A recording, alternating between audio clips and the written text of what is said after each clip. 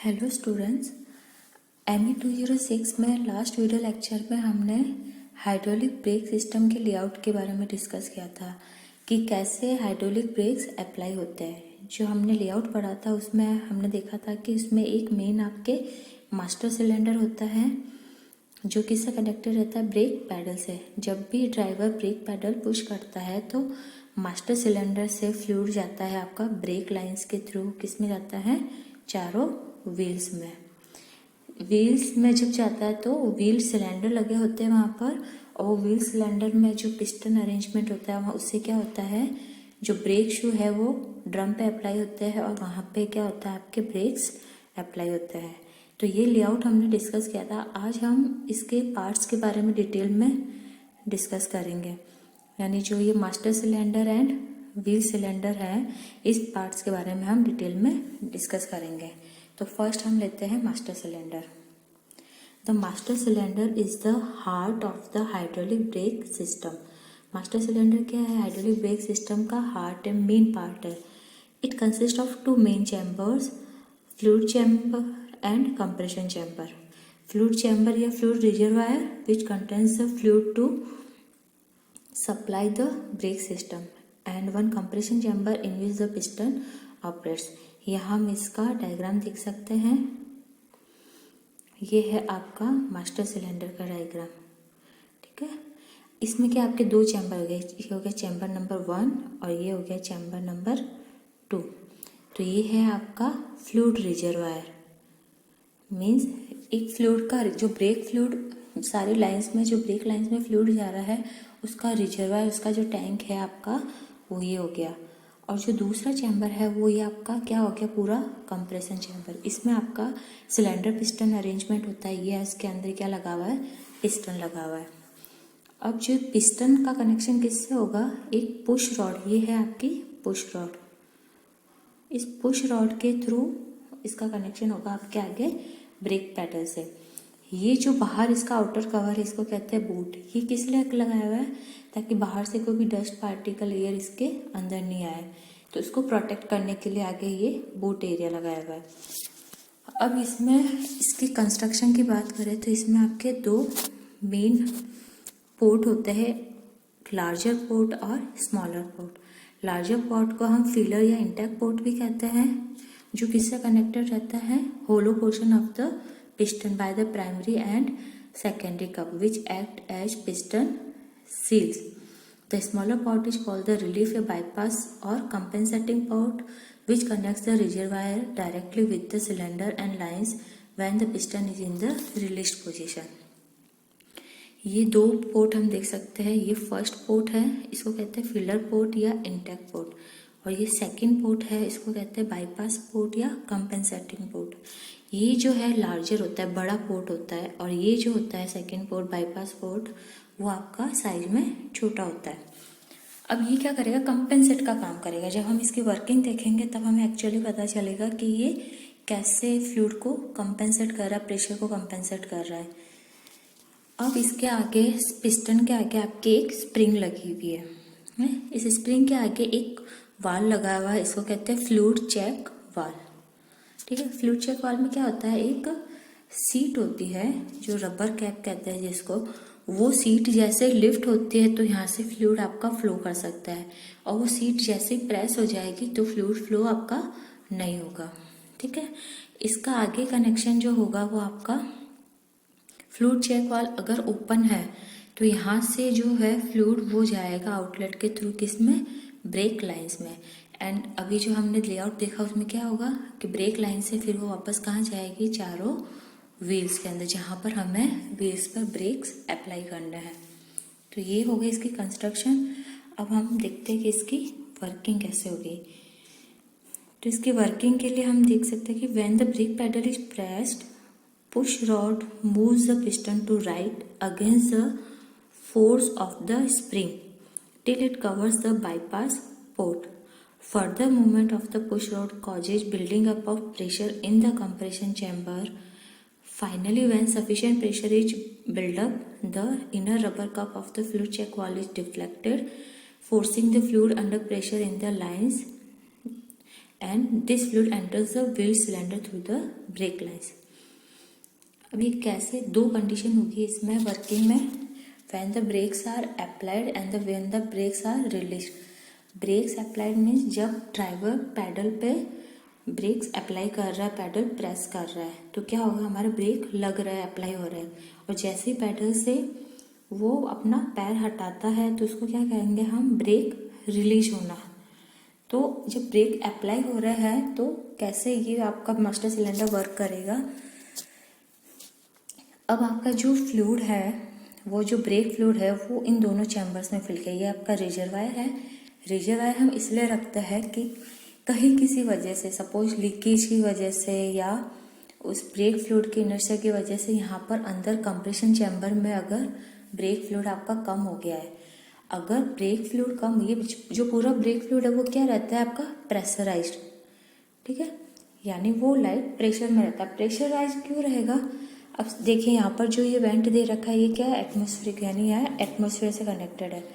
अब अगर अंदर का प्रेशर हम हाई नहीं रखेंगे तो अगर प्रेशर लो हो जाता है एटमॉस्फेरिक प्रेशर से, तो क्या होगा, बाहर से एयर किस में आ जाएगी, इसमें मास्टर सिलेंडर में, यानी पूरे इसमें कंप्रेशन चैम्बर में।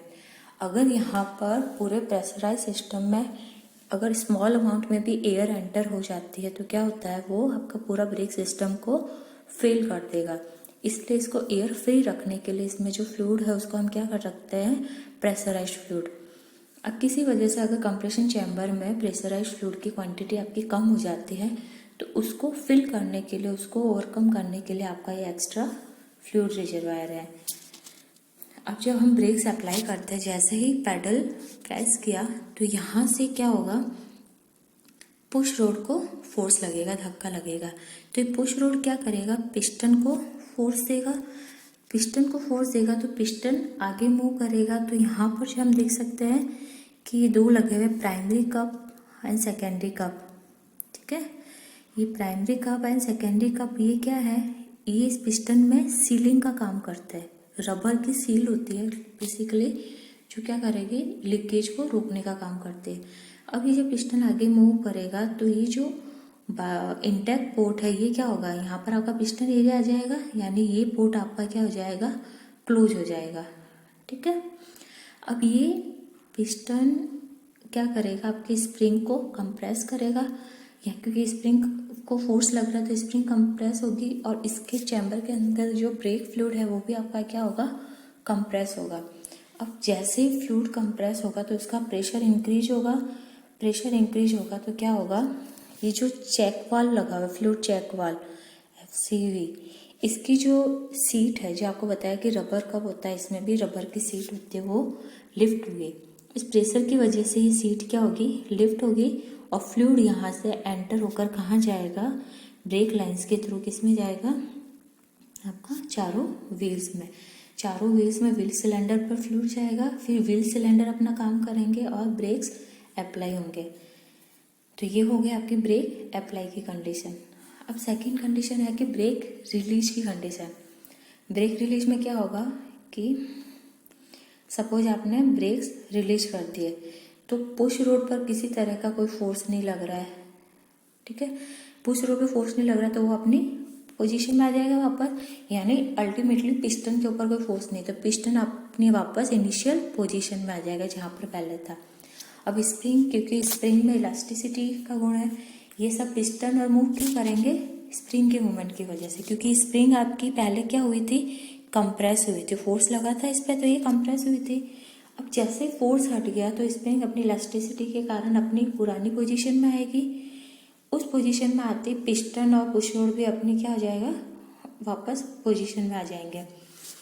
अब स्प्रिंग के मूवमेंट से क्या होगा, आपके जो आइडियली क्या होना चाहिए कि जैसे ही स्प्रिंग आपकी मूव करे तो सारी ब्रेक लाइन से जो फ्लूइड है वो वापस किस में आ जाना चाहिए, मास्टर सिलेंडर में।